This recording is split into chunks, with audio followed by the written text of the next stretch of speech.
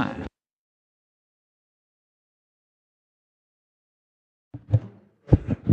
Good morning, members. It's gone 10:30. Can I welcome you all to the March meeting of the Children, Young People and Lifelong Learning Committee? And can I just remind members that this meeting will be recorded and subsequently made available to the public for listening purposes. So do I have any apologies, Nick? Yes, Chair. We have apologies from Councillors Davidson, Dempster, McGregor and Tate. Thank you. And do we have any declarations of interest? Ivor? Chair, I don't know if I need to or not, but under item 6, community benefits, one of my eldest son, who's a curler, actually received money from Graham's as part of a community benefit. So just to let you know, I don't know if it's a reason to leave the room. Nick? You wouldn't be required to leave the room, Councillor. So can we move to item 3, the minutes of the meeting of 30th of January 2018? Can we agree that's an accurate representation of the meeting? Okay. And moving on to item 4 on page 9, policy development, increased learning support, provision and building capacity. Our Council has statutory duties in relation to the Additional Support for Learning Act 2004 and 9 to meet the additional support needs of children and young people who face a barrier or barriers to learning, and to ensure they are provided with the necessary support to help achieve their full potential. These duties apply across early learning and childcare settings and primary and secondary schools. The purpose of this report is to update members on the utilisation of the ASL policy development funding agreed for financial year 2017-18, funding an increase in learning support provision and the building capacity role, and also to set out proposals for a subsequent reporting committee on the longer-term strategic plan for supporting learning service, including resource applications. And Director, I think you want to expand on that. Thanks, Chair. Just if you don't mind, members, just to set this in a slightly wider review and financial context, as members will be aware from full council, at budget setting, we're not at the end of the financial tunnel yet, and there's still some way to go in terms of savings over the next 2 or 3 years. And it was indicated at full council that could be around 30 to 40 million over the next 2 or 3 years. It was also indicated that we would look to set up a series of reviews around themes in order to get to a stage where we were not looking, come January or February next year, but a much earlier stage to implement significant change through a transformation process. And it's just to indicate that the timing of what's been proposed here in terms of the SL review fits very well with what we're looking at across the rest of the council, and it's to view that in that wider context. Thank you. Thank you, Colin. Hugh, is there anything you want to add to your report? No, Chair, I'm here and happy to take any questions that members may have. Okay, throw it open to members. Dick? Okay, thanks, Chairman. I think there's a growing awareness across Scotland that the cutbacks to support for learning have gone too far now, and I think that we're realising that we're not getting it right for every child in the classroom, especially those with the most needs. There's a recent report of that people with additional support needs are a lot more likely to be excluded for longer terms than other pupils, and it's because there's not enough support in the school and capacity to meet their needs. I think within the report there is implicit evidence that when we did our review a few years ago in November 2014, that we did go further than was probably prudent. I think we took over 50 adult bodies out of the classroom who supported teachers and consequently children in the classroom. So I think and that was led to a transitional review where extra support was put in to meet the challenges which schools were meeting to face kids' needs. Now I think putting that aside, I think it's we always welcome the fact that we've got an extra £100,000 to put in here. But I just wanted to ask here about, right, we're given the £100,000 that specifically mentions looked after children. But the question I'd like to ask is, will children with additional support needs who have identical needs to the look after children in the senior phase begin the same access to support as looked after children? I think they have the same needs. They have the same needs for support to reach a positive destination in their lives after secondary school, whether it's into college, work experience, or employment. So I'm just looking for assurance that these children will also receive the same level of support as looked after children, because otherwise I think it would be discriminatory. Thank you. You? Thank you. I suppose the first thing I'd say, Councillor Brodie, is that we currently, it's over 12,000 hours a week of additional support learning assistant time delivered by over 500 learning assistants in every week in our schools. So I don't see the significant reduction in capacity. I see a significant rise in the understanding of need and expectations around those supports. I think that the challenge for us is that are we doing the right things and are we doing those as effectively as we can? And I think that's what our review would be coming back to members to say is the way that we spend over near enough £15 million a year on supporting learners and additional supports, are we spending it in the right areas? But in terms of your question specifically about looked after children, I suppose that what I would say is we're a needs-driven business. We go on the views as outlined in the report of teachers in terms of understanding needs. But we know that being looked after, and particularly being looked after as an older adolescent, will mean that you have experienced a significant number of adverse childhood experiences, which will likely mean that you will have more barriers to that successful transition onto a positive destination.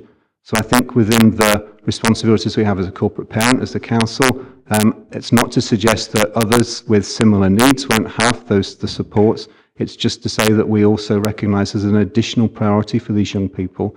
And actually, most recently, our performance indicators suggested that we were falling back in some of the progress that we'd made. So we feel that it's important that we target those young people, because we also know that those young people will become our parents of the next generation and secure that positive destination. So I would want to reassure you that absolutely that this is an additional priority, and it's not simply, well, we'll focus on looked after children, we won't focus on other young people. We meet our statutory requirements as effectively as we can. Thank you, Chair. It's with regard to the £60,000 for the capacity building. Will that £60,000 that we've invested in there alleviate the nearly 240,000 cut that we'll receive in the budget this year? Because we're only getting 100,000 rather than the 340, I think, that it takes for a full year. I suppose the important is to remember that the 400,000 that was agreed was part of the transitional arrangements, which followed the original changes through the service review, where we removed the classroom assistant role, and I think specifically that left a lot of schools really struggling, and it also left teachers feeling a little bit isolated in terms of the classroom teaching. So we've had 2 years now of additional support going in to augment the provision across our schools. In that time, we've been working with schools to try and build their capacity and confidence. I'm not saying that it's a quick turnaround. Well, the impact will be there. The 60,000 of the building capacity has had an impact. It continues to have an impact, and we are going to maintain that role going forwards from existing resources, because we feel that actually the significant change that we can make isn't about more learning assistants, isn't about spending more money on putting people in schools. It's actually about building the confidence of the staff that are already there to be able to meet the needs. So I can take it from that, the short answer is no, it will not cover the 240,000, but it's working towards it. Yes. Katie?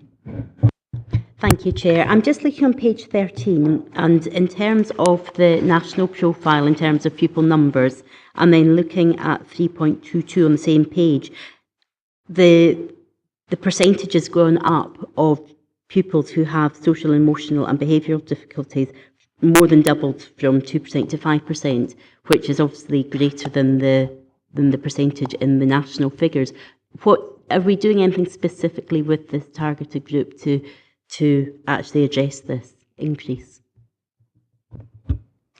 I think this is probably our biggest pressure point in terms of the service at the moment. Young people, increasingly very young children in P1, in fact in nursery as well, coming through with very complex, communicating their needs through very challenging behaviour that exhausts the capacity, I think, of staff and other pupils very quickly.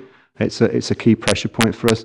I think in terms of where the direction for us looking at the service review, or not the service review, but the review of our service, I think that's where the balance we need to look at in terms of, have we got the right resources doing the right things for these children? Because at the moment the worry is that we're being asked to pick up and address issues that are much more wider context than a school environment.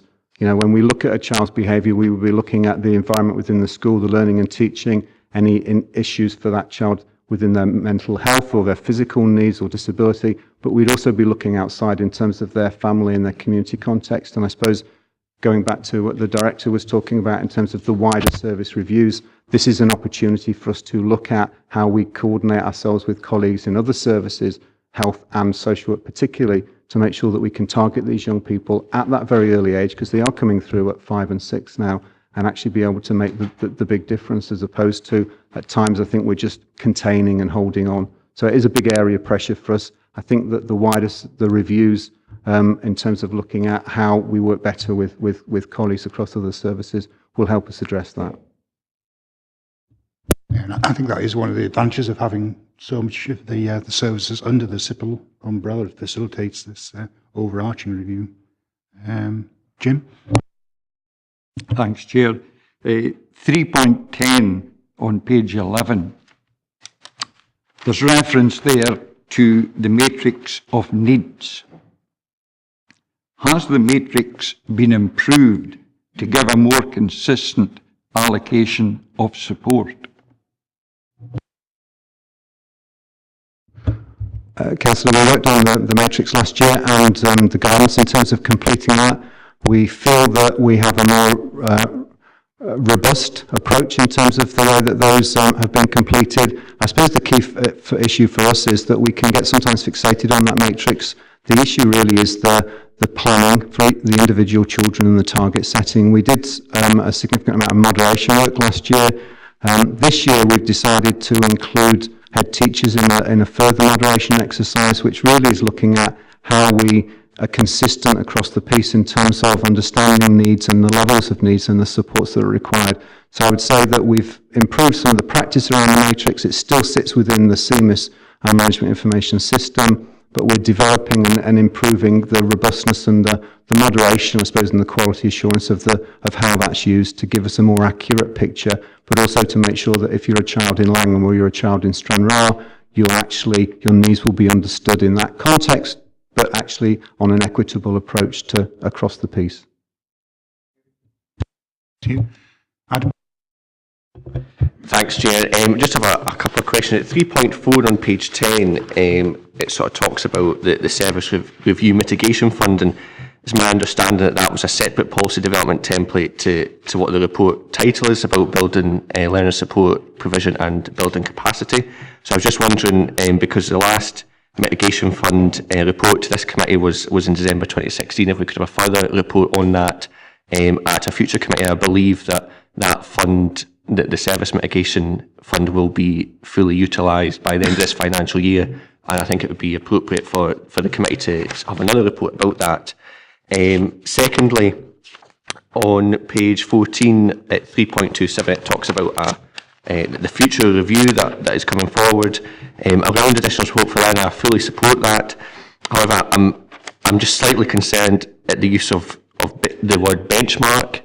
It is certainly my opinion that more young people have some sort of additional need, and it is the role of this council in whatever form to provide the equity for every young person who is in our schools. And the word benchmark just, I don't think quite meets that. This review should be completely honest and if it says that some more resources are needed, and that's not just staffing, that's about extra provision of space, the review that comes forward should state that quite clearly. And I think that the word benchmark sort of brings about a, if it's looking for best practice, absolutely welcome that. But if it's looking for, we can do something different and it'll save money, I think that isn't what we need for the SL. What we need is for an open, honest, quite frank report about a review of additional support for learning, about where it's at, about what it might need, and of course any best practice will be welcome. But I think that the use of the word benchmark, I don't think is sort of what we're looking for. I think it needs to be, of course, look to what other councils do, learn from them, find best practice. But I think that on the basis of it's about meeting the individual needs of young people here in Dumfries and Galloway, I don't think you achieve that by benchmarking other local authorities. I think it's about learning from best practice and tailoring things to meet the needs of our young people here. Hugh? I take the point, Councillor, and I think possibly that quality assuring our provision in terms of referencing that against other areas would be a better use of language. But and absolutely, this is about going out and looking at what's happening elsewhere. How have other areas made the switch in terms of an increasing number of increasing focus on behaviour, an earlier age, some of the challenges that we're facing to try and learn and learn from others. And that was the idea behind the use of benchmarking. Julie? Thank you. It was just a quick comment, Hugh, on the building of capacity for teachers. Now, obviously, we have been accessing additional training, but it's quite frustrating when you do identify children early on and there's huge waiting lists for them to be seen. And I know particularly the training we had from the looked after team about attachment and ACEs. There were clearly children we could identify within school, within the setting, but there's up to an 18-month wait for some of these children. So where's the money coming for these other services that we need to access as teachers to kind of sustain our own mental health and well-being while dealing with children who are clearly struggling in the system? I think that's absolutely comes back to the Director's point about the wider review in terms of how can we shift our resources much more early. We've asked schools through Getting It Right for Every Child, through the capacity building, to be able to identify children earlier. We know what the needs are, and actually it is about how we shift all of ourselves into that earlier focus. And we know, if we don't, that they're coming into our schools from nurseries, or they're coming actually out of, and really placing additional undue pressures on themselves, their families, their communities, and our schools. So I absolutely agree with you, and I think that's the purpose of that bigger connecting what we do in education up with what colleagues do in other parts, in other agencies and other services within our council. Katie? Thank you, Chair, for letting me come back in. Just on the same subject of this, there's not been any mention of the school nursing team. How are we as a council utilising the school nurses? Because obviously they're hugely trained, and hopefully some of them with mental health training as well. Are we as a council utilising that service and working closely with the school nurse team across both our primary and right through up to secondary? Having been at a meeting last week with the head of education and our colleagues in school nursing from health, that absolutely, I'm aware that the Scottish Government have reviewed the approach to school nursing and decided that they need to be much more targeted in terms of children that are in need of protection and looked after children. I think that has been highlighted potentially as creating a gap in terms of some of the early intervention issues. So there is a group that's just been convened to look at that in terms of how we can make sure that how do we fill some of those gaps. At the moment, I know my colleagues in schools make absolutely as much opportunity to be able to engage with other services as possible, and continue to do, and that was school nursing. School nursing has gone through this national review. It does mean that it's a change in terms of the training and requirements for school nurses, and that's an upskilling of some. And I'm aware that colleagues in the health board are doing their utmost to be able to have that provision across the region with the right qualified staff as required by the Scottish Government. Jim? Thanks, Chair. Looking at figure 35 on page 13, there appear to be wide variations from one local authority to another. Do we know that the same criteria are being used to identify ASN pupils across all local authorities? We all work to the same code of practice and the same legislation, but I think as many, 32 authorities will have slightly different approaches. Interestingly, I wasn't able to include it in the committee report, but we have the returns for 2017, which has shown that for Dumfries and Galloway that we've just a small percentage increased from 31 to 32, so from 30 to 32% of our children identified. The Scottish average has gone up from 25 to 31. So that's a significant jump in terms of across Scotland. But within our comparator authorities, just to make the point, we have we have Angus that has only 13% of its children identified additional support needs. We're now in the middle of our comparators, and we have two. Argyll and Buttes is at 42, and Highland is at 38. So there's absolutely variations across councils. I suppose the issue for us is that the identification of need is to meet the need. It's not to access resource necessarily, because the majority of those children should be able to have their needs met within the classroom by a kind of personalised curriculum from a teacher. There's a smaller group where we need to put a lot of support in, and then there's a group in between that can fluctuate in and out of need. And that's, I suppose, where we want to be able to, and sometimes can have the greatest short-term impact if we do the right things. And that's where the balance for us needs to be, I think, reviewed. Jim? Hugh, are you saying that the figures are not strictly comparable? They're as comparable as they can be. These are the national figures that each local authority is asked to report as part of census. That the fact that we can have a variation of, in our comparator authorities, of one at 13% and one at 42% suggests that clearly either there is something significantly different happening in terms of the child population, or that slightly different criteria are being used to identify need. Got no one else indicating they wish to speak, so can we move to... Ronnie?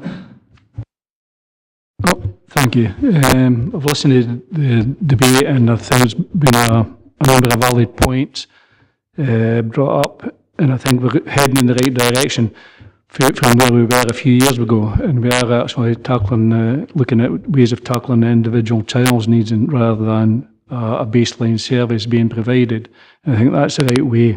I think Hugh mentioned about 12,000 hours additionality and things like that. But one of my concerns was that, yes, we put additional money in, a contingency fund at first, and then we put in additional money of the £400,000, and we were promised a review within the year, and that review hadn't happened. I know that things change. I know that budgets are getting tighter all the time, but we actually knew that as well, that it wouldn't be an easy staged process for financial budgets as well, and that's why I think the finances in there and have got to be in place for some of these changes as well. And it can't be just a one-off. It's got to be ongoing. If we're going to provide the needs and the changing needs of each individual child, then we need to take that into consideration when we're going forward. And the correct finances have got to be in place, and we can't rely on, for example, people equity funding for additionality within each individual school, because it's not actually tackling the whole issue. So I'm very happy about the way this discussion is going, and people understanding that. Okay. So going back to the recommendations, can we note 2.1? 2.2, I think it's considered within the report and the discussion. And can we agree 2.3 to receive a further report regarding the strategic plan, and also Adam's suggestion about a further report on the use of the mitigation fund in 2016. Can we put that into the recommendations? Yeah. Okay. Members. So we move on to item 5 on page 19. Early Learning and Childcare Plan for expansion towards 1,140 hours by 2020-2021. This is a standing item on the CYPLLC agenda, and it's an update on progress and what further information we know. And we have Rosie to speak to this. Is there anything you want to add to the report, Rosie? Yes, thank you. I'll just take you through the main points of the report. All recommendations are for noting. And the report gives an update of funding for local authorities. So for Dumfries and Galloway, our allocation of new funding for 2018-19 is 1.3 million, and that's 921,000 for 3 and 4 year olds, 59,000 for 2 year olds, 41,000 for lunches, and 276,000 for 10 additional graduates. Confirmation of the funding in February this year necessitated a delay and an adjustment to the implementation of Phase 2. So Phase 2 implementation of early access to 1,140 hours will begin now in January 2019 and not in August as was initially proposed. Engagement with the establishments involved in that delivery has already taken place, and Phase 2 will be for the children in Annan Town only. With regard to multi-year funding, Scottish Government are working with COSLA and local authorities to agree a multi-year package of revenue and capital funding, and we're anticipating confirmation of that at the end of April. Once we know what that multi-funding is, we will be able to then proceed with our plans and confirm what we're doing for Phase 3 and Phase 4 of early access to 1,140 hours. The paper also talks about the independent financial review, which was agreed at a full council meeting in February. All providers have been notified of this, and following the outcome of that independent review, recommendations will then be brought back to CYPLLC committee in May. And that means that the council are not progressing with the previously planned tender for the providers to come onto the framework, as we will need to take account of the independent financial review and what that means in terms of rates for funded providers. Providers have been notified of the indicative timeline with the contract notice for the framework being published at the end of May, and the outcome of that tendering process at the end of July. And enrolment for families will go ahead as planned in April with the existing providers. At last committee, it was agreed that members and ward officers will meet with school communities to further explore options in Stranraer. And the final thing in the paper is around the access to capital grants for providers, and progress is being made to develop the criteria for this to support capital works for ELC expansion where there is a capacity gap. Okay, and I'm happy to take any questions. Thank you, Rosie. Members? Katie? Thank you, Chair. Thank you for the report. It's quite extensive. There's lots of information in here. And one of the key council priorities is that we're an inclusive council. Now, part of that inclusivity, I feel, is sharing of information.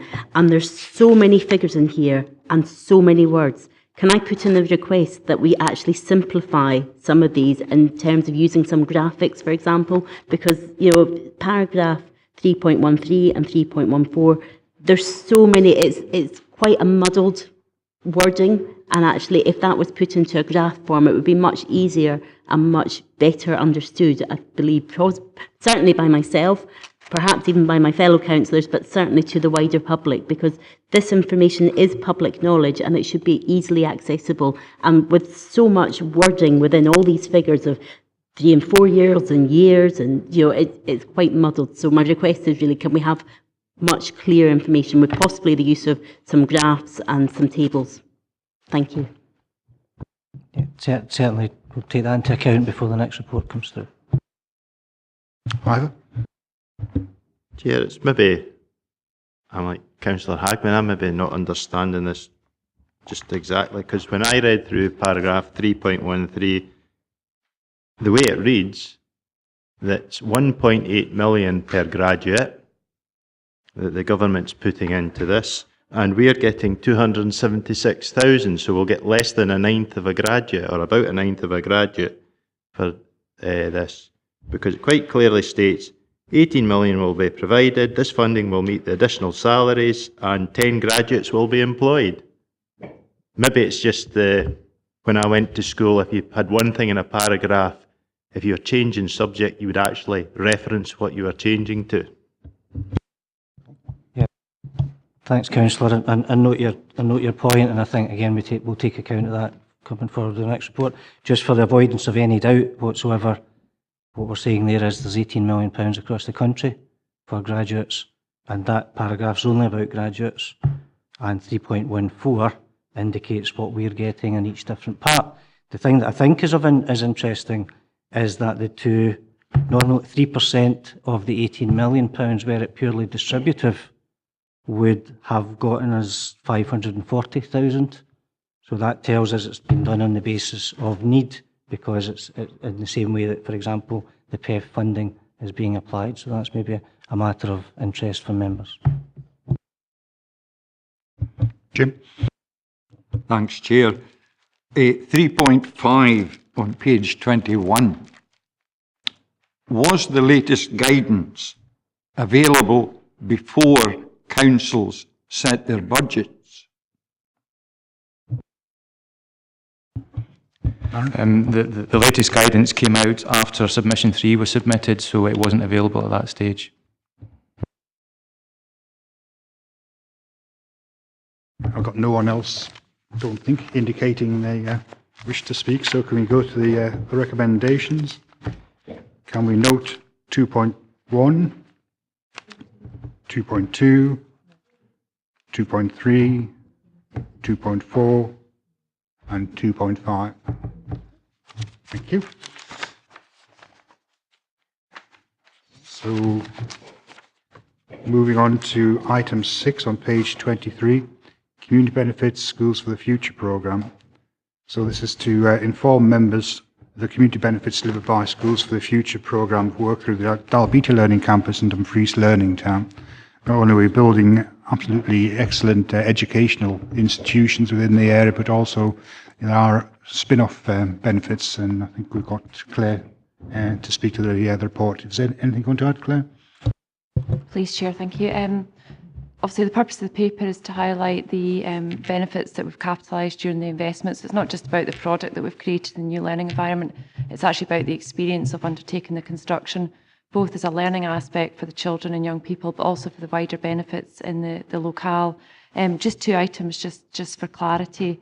In terms of 1.2, it's to inform members of the Community Benefits Forum, because what we quickly became aware of is that as a council we should have a policy and we should collectively benefit from any investment across the region, and certainly that has developed during the last few years as part of the Schools for the Future and working with employability and other colleagues to make sure that we are capitalising, and we're also clearly able to articulate what we are looking for wider benefits as part of the programmes and projects. And in terms of the item around the considerate contractor, just to be clear, that's a national scheme, and it's marked out of 50 in terms of the overall scores. To get between 45 and 50, you are looking at world-class, international, innovative, but we do constantly push to reach that as well. But happily take any questions on it. Thanks, Claire. Members? Katie? Thank you once again, Chair. This is a fantastic report. It's really positive, and I'm really pleased to see the positive impact that this has had, the Dalbeattie Learning Campus, etc. I'm slightly concerned in terms of the gender balance in some of the outcomes. Looking at the report that was provided starting on page 33, the 8.1a is great. We've got 2 graduates recruited, 1 male, 1 female. the rest of them are so male-dominated, it's quite staggering. Now, I am a great believer that in order for girls and young women to achieve, they need to see role models. And certainly if I look at 8.1, there was 11 jobs created, advertised. Out of those 11, 10 went to men, 1 went to a woman, and the woman got the site cleaner. In this current situation that we're in 2018, I would really hope for better for our young women across Dumfries and Galloway. Now, I understand that these are outside contractors putting this forward, but I'm just wondering if there's anything that we can put into our policies in developing this for the future. Welcome that point, and obviously the female in construction, obviously I know what it's like firsthand. I think what we can maybe do is present the information better, because it's something not only in just gender balance, but on accessibility for people with additional needs, whether that's mental health or physical needs, but also in terms of minorities and diversity. The industry does welcome and does benefit from that diverse approach, and it's something that we have looked at very closely. So some of the initiatives that we've undertaken and certainly given good positive results is about looking at the literature. So every piece of literature, we look at it for gender bias, promoting even its photographs, images, colours, to make sure every opportunity we're capitalising on that. Certainly some of the outputs that we've had, particularly under the apprenticeship and training programme, DEC programme that went down to Dalbeattie, was actually the female gender actually outweighed the men in terms of that programme, which is really good to see. And in terms of people actually taking careers as graduate programmes, it was predominantly female. So they are actively looking at it, and certainly if you go into our sites, and I was on site this morning, what's really refreshing to me is I'm actually seeing females on the trades as well, which is really good to see. But it's about everything. It's about improving the site quality, about the site facilities, about the accessibility, about, I've had quite strong conversations with the managing director about, child-friendly terms of conditions, flexible working. So I probably need to just take that point and feedback and make sure the report's presented to capture that a bit better going forward. If I could just come back, that is great, and it is reflected in the work experience. So I would like to, congratulate that insofar that we have got a sort of almost equal balance on that. So it's great that we are looking at the work experience, and I would just like to see that continued forward. Thank you. Adam? Thanks, Chair. Again, I would like to welcome this report. I had the opportunity to actually have a tour around the new Dalbeattie campus on Friday there, and still in awe of the facilities and what great use of space to teach our young people, and equal again in all of the opportunities being given to our young people, and not only from Dalbeattie but from across the region as well. And I think, so it mentions corporate social responsibility in here, and obviously it's quite a bit of a buzzword at the moment. And I just wondered, Claire, if you think there's opportunities, not just in hopefully future schools for, in future school for the future projects, but also across a huge range of capital projects that the council will take over the next couple of years. If you think there's opportunities there to try and get more opportunities like this right across the region. Absolutely, which is why we've developed the forum out of this programme of work, and we're certainly looking at it. We've even in existing programmes like the PPP, we're working closely in terms of corporate and social responsibilities, doing some really nice work and engaging young people who've got mental health issues as part of the PPP, and using local suppliers as well, engaging with colleagues in property services about how we can capture that. We've taken opportunities from the hospital contract as well, and also working together, because what we need to get to is actually a clear setting as part of the procurement policy to say, when we're putting something out for tender, this is what we're expecting the added value to be returned when people are considering wanting to work for the council. Ross? Thank you, Chair. Just to reiterate, I think this is incredibly positive, and it is a wonderful experience going around the school and seeing all the activities that are taking place. I just refer to page 27 when we're looking at the Appendix 1, and I note that most of the targets have been achieved and in fact surpassed in many examples. However, there are 8.1 E, F and G have had 0 achievement, and I'm just wondering what the progress is on those. Okay, so obviously with any construction project, there's a whole supply chain in terms of we employ designers who employ contractors, employ subcontractors, and it's working our way through that. So that's a progress, that's an item we need to improve on. But in terms of engaging and empowering our subcontractors who are maybe not as well advanced in their thinking or policies, or maybe not able to because they're very small, is we have been proactive. So today at the Crichton campus, we've got the Hub Club on, and that's a networking club to bring everybody together, to provide support mechanisms, ideas in marketing, websites, training, development, looking at grants. Because sometimes even the basic apprenticeship is quite hard for a small subcontractor to actually take on board. We're also doing the Building for Growth programme.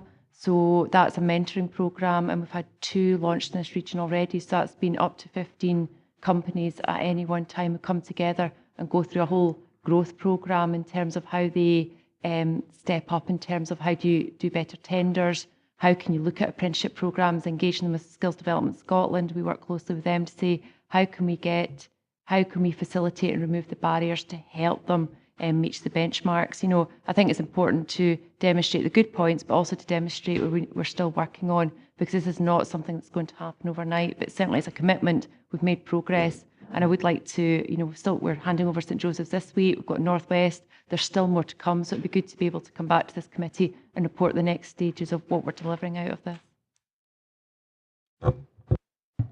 Yeah, I think it's worth reiterating that you know, not only are we building amazing schools, but these are community assets as well, and I think we have the opportunity to transform some of the communities within Dumfries and Galloway if we open it up as much as possible. I've got no one else looking to speak, so can we move to the recommendations? Can we note 2.1 and 2.2? Thank you.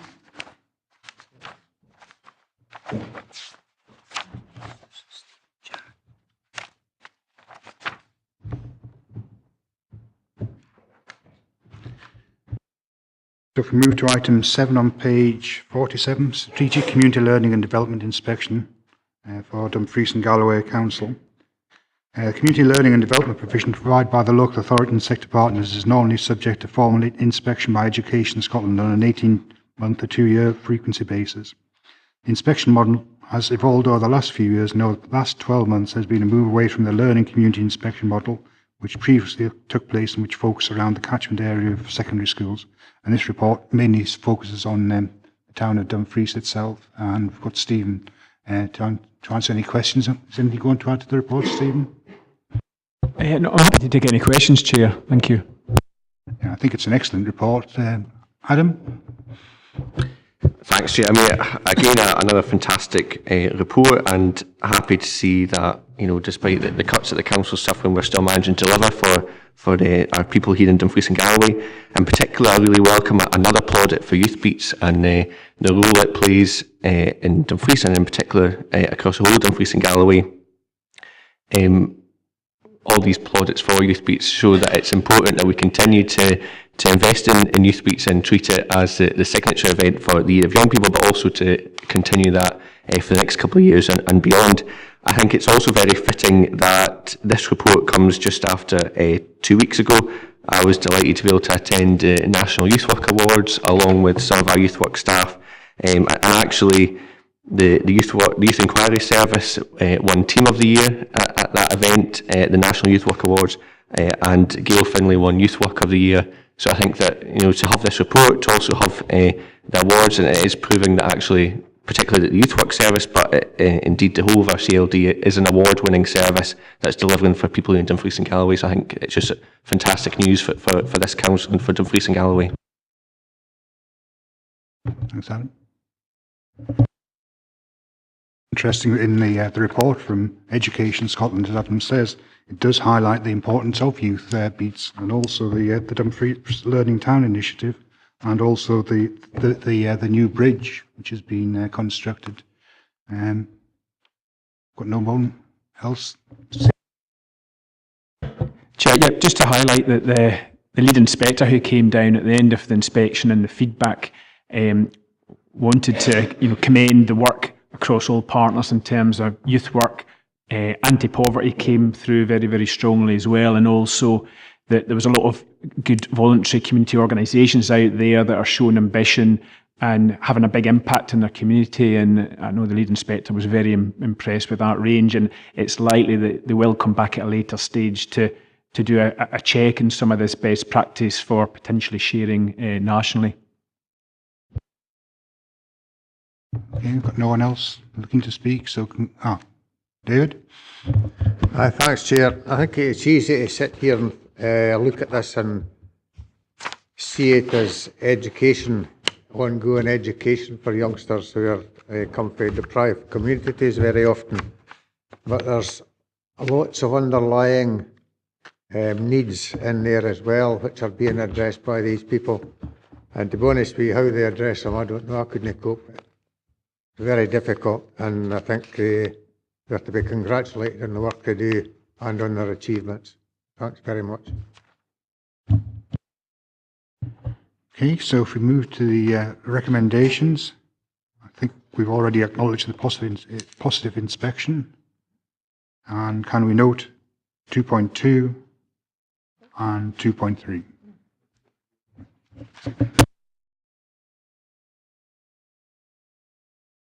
Okay, so if we move on to item 8 on page 63. The engagement of children and young people in issues that affect them is a priority for our council. Good practice and youth participation and engagement already exists within Dumfries and Galloway in our schools, the Champions Board project, active schools and community sport, our contribution to the Scottish Youth Parliament as well as now Youth Work Service. This report presents members of the Youth Participation and Engagement Strategy for agreement to underpin Dumfries and Galloway Council's priorities and commitments, including the establishment of a Dumfries and Galloway Youth Council. And we have Mark to speak to this. Is there anything you want to add, Mark? Yeah, just briefly, Chair, just to say to members that this is the work in this strategy has been an ongoing piece of work that's happened from the reshaping of the council and the service review, and it's about transforming how our council engages with young people and ensures young people can participate effectively across the region. And members from from all groups have had the opportunity to influence this with a members' seminar that happened just over a year ago, and the plan that's put forward to members today has been co-produced by young people, which I think is fitting within Year of Young People that we're doing that. So it's been a piece of work that that came directly from the service review in that model, and a lot of the work in that it was done by two colleagues that joined me today, Regan Jackson, who's a regional youth issues worker, but also Rebecca McQuaker, who's our graduate that we've had through the council's graduate scheme, which shows the value of that programme.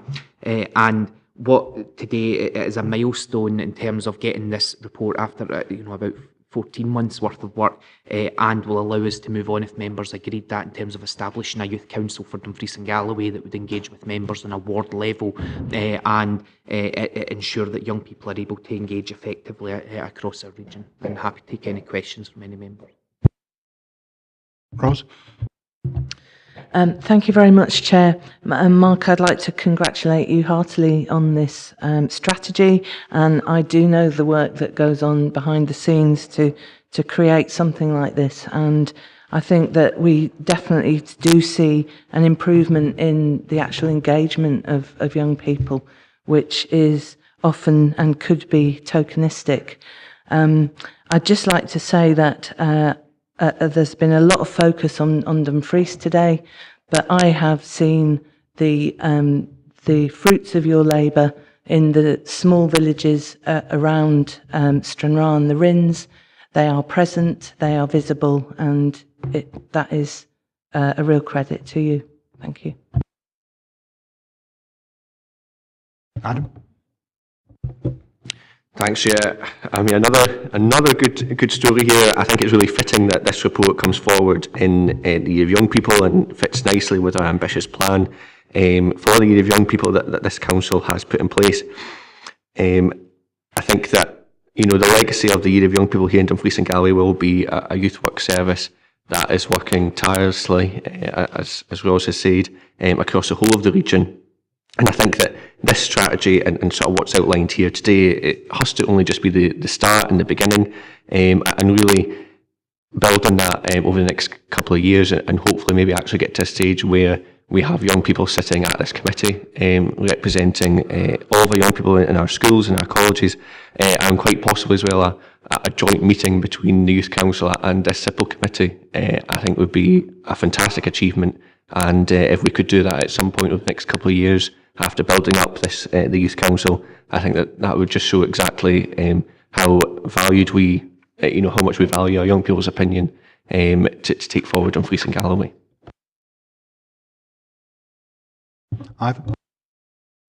Chair, I think this is a good idea, but one of the problems that comes with this is you're giving young people an expectation that they're going to get something out of this. Have we got the funds to actually deliver for the young people when it actually comes to the meat and the bone? Because what we don't want to actually have is, well, yes, you do want lollipops, but we can't give you lollipops because we have to put teachers in front of you when you go to school. I know that's a ridiculous example, but that's the sort of thing. It's something that they want, but we can't actually deliver. How do we manage that expectation, and how do we deliver what they want?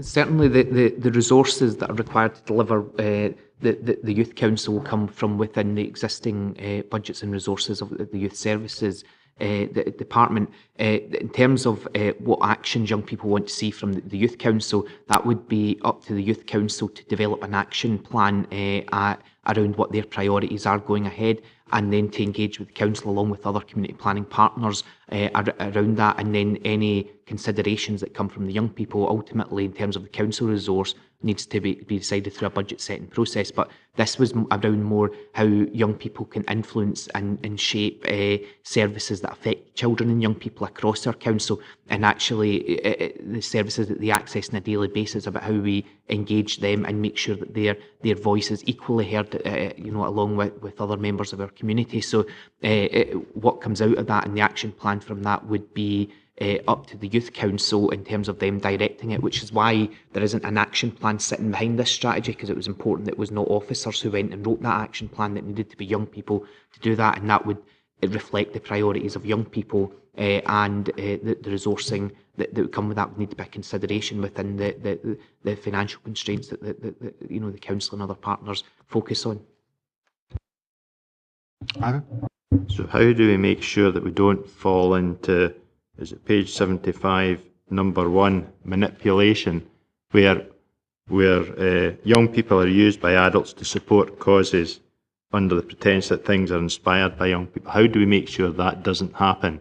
And how do we make sure they don't feel that that's happening?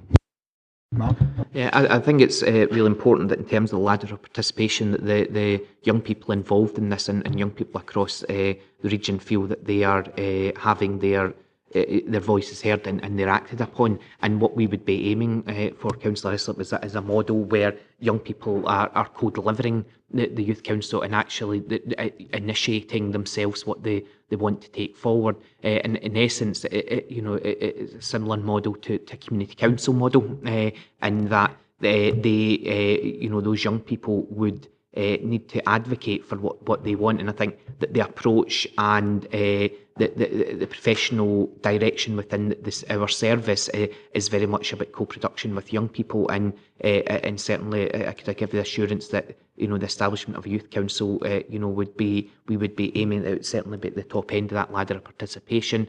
And when we've looked at models from other authorities and our young people who have helped get this to this stage, certainly that it would be the direction that would be going in to ensure that young people are meaningfully involved. Could I suggest that you use some other comparison rather than community councils, because some of the ones I go around feel very frustrated that the council doesn't listen to them? I think that's been noted. John? Thank you, Chair. Yeah, I would just like to echo other councillors here about an excellent report and the work that Mark and his team and everybody else that's been involved. The thing that caught my eye was mainly the 7 nominated representatives, the one from the travelling community. How much are they engaged? Because where I live in Cullen, there is a travelling community, although the families have been there for a number of years. But do they really actively get involved?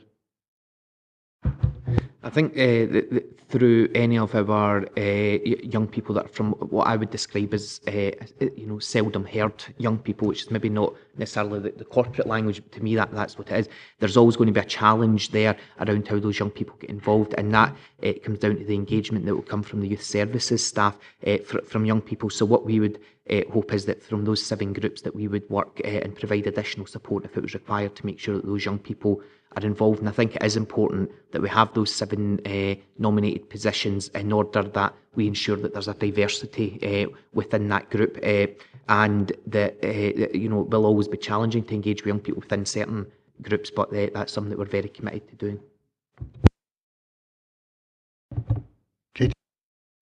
Thank you, Chair. In terms of this report, yep, I think it's fantastic. In terms of an elected member sitting here in the chamber today, part of my role, and I will put my hand up and say I'm a newly elected member, I'm still very much learning the role, but part of this is about listening, and I'm actually quite baffled by Councillor Hislop's concerns, because actually, as an elected member, it's my job to listen to all the constituents, including our young people.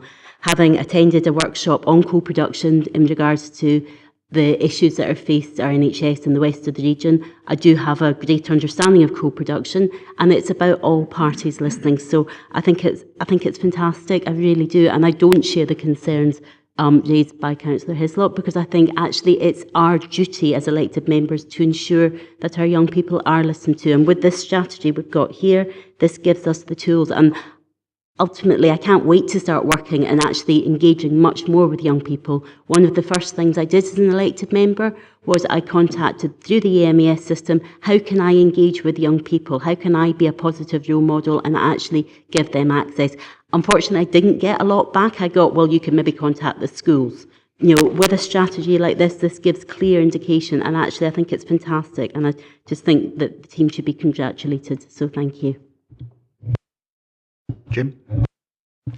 Thanks, Chair. Do we have engagement with the more traditional types of youth organisation, such as Scouts or Guides? Yeah, certainly in terms of developing this strategy, it's been very much driven by young people that have came from a range of youth organisations across the region. At the same time, members should note that the report that came to CYPLLC committee just over a year ago, which outlined one of our commissions for young people's services that was awarded to LGBT Youth Scotland to develop a new strategic youth work partnership for Dumfries and Galloway. That is running, so that piece of work in terms of how we engage with other organisations is running simultaneously with this, alongside each other. And by the second part of 2018, we'll have a strategic partnership. Will include our uniform groups and some of our smaller grassroots community organisations that maybe run within a village hall on a Monday night, whatever. So we're doing a significant amount of work in that, and that's quite a change from how youth services would have ran previously when it ran in an area model. So I'm working very hard around making sure that we engage with those community grassroots organisations and we work in partnership with them. The council is not competing with them, and the strategic partnership for that will be up and running by the end of middle to the end of 2018, and then with our youth council in 2019 having the elections as part of that would mean that we'll be in a very strong position from 2019 onwards. Adam? Thanks for letting me back in. Chair, I too am just baffled by Councillor Hislop's comments. However, I suppose it does come as no surprise that Tories don't particularly like listening to young people who've been bashing youth beats for a decade. So I think what I would say to Councillor Hislop is that actually, we too as councillors, I'm sure I got elected not wanting to make cuts that are coming from, UK and Scottish governments, but it's actually about seeking some change that we can do to make this region better. That means actually working, establishing a youth council, working with those young people to empower them, but also to say, how can we actually change things? That might not need a financial resource, it might not have a financial implication, but actually it could help us to deliver our services better here in Dumfries and Galloway and actually achieve some change here right across the region. Harvey, you want the right to reply? Chair, my concerns are that I want this to work and work well. Maybe it's because I've been here for, 18 years now, I've seen the WISE group, I've seen other groups that we've set up, and it's all good intention, but we've never managed to actually engage well or to meet the expectations of the young people. I want to meet the expectations of the young people. I don't want them to have their expectations dashed because, unfortunately, we can't deliver. And that's what my concern about this is. It isn't that I don't want it to work. I want it to work really well because that's what we need to do. And hopefully it will work really well and we can deliver rather than just, we'll set up a wee body to keep them happy and keep them in for another 3 or 4 years and we'll change it again. That's what my concern is. It's not that I don't want to see it work. I want to see it work well. Okay, I think we all share the desire to actually not pay lip service to this, but actually be at the top rung of the ladder of youth participation rather than floundering around at the bottom. Okay, I've got no more speakers, so can we move to the recommendations? Can we note 2.1, 2.2, agree 2.3, and agree 2.4? Okay. Members, well, you'll be pleased to know that I don't have any urgent business, so thank you very much for your attendance and have a good Easter break. Thanks a lot.